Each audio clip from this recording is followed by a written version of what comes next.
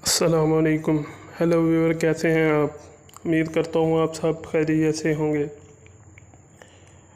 नाज़रीन, आज हम मौजूद हैं म्यूनिसिपल स्टेडियम में।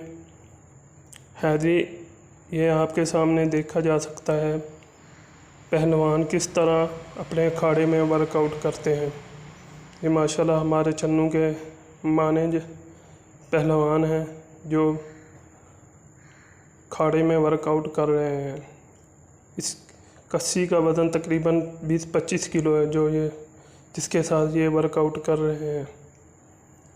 ये माशाल्लाह देखें किस तरह सुबह सुबह के टाइम।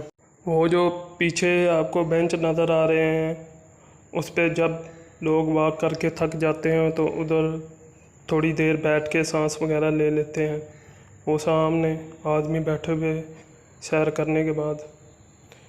और यह देखा जा सकता है जिम्नास्टिक वाले भाई भी इधर आके अपनी गेम वगैरह करते हैं। ये देखें।